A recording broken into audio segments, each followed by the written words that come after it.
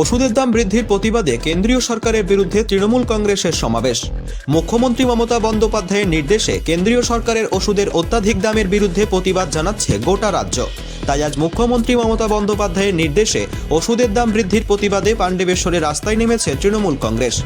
ওষুধের দাম বৃদ্ধির প্রতিবাদে পাণ্ডবেশ্বরের ডিভিসি মোড় থেকে পাণ্ডবেশ্বর বাজার হয়ে পাণ্ডবেশ্বর রেল স্টেশন পর্যন্ত একটি সমাবেশ বের করা হয়। আমাদের প্রোগ্রাম ছিল মমতা বন্দ্যোপাধ্যায় তৃণমূল কংগ্রেসের সর্বভারতীয় সভানেত্রী, তিনি নির্দেশ দিয়েছিলেন 4 এবং 5 তারিখে ওষুধের দাম বৃদ্ধির বিরুদ্ধে প্রতিবাদ করতে। তাই আমরা পাণ্ডবেশ্বর ব্লকে প্রতিবাদ মিছিল করব। আপনারা জানেন এই বাজেটে 3-2 আগে থেকে একটা নির্ধারিত হয়েছে যে ওষুধের দাম চরম আকারে বেড়ে গেছে।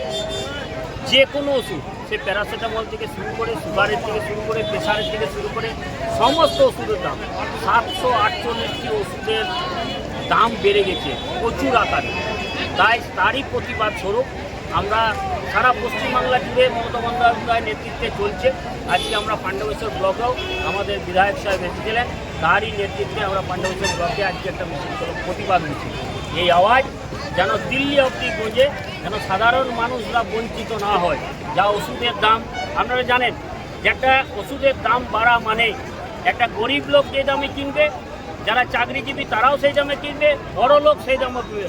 ওষুধের দাম কিন্তু আলাদা ভ্যারি করবে না, যে গরিব লোক বলে এর কম দাম, এই চাকরি করে বলে এর মাঝারি দাম, আর বড় লোক বলে তার একটু বেশি দাম, এটা কিন্তু হয় না। তাই সবথেকে বেশি বঞ্চিত এবং সবথেকে বেশি নিপীড়িত মানুষ বাংলার মানুষ, এই সারা ভারতবর্ষের মানুষ।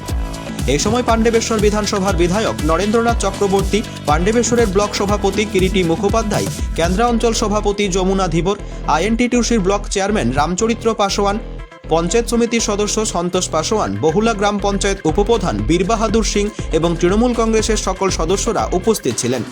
এছাড়াও এই সমাবেশে প্রায় 2000 পুরুষ ও মহিলা উপস্থিত ছিলেন।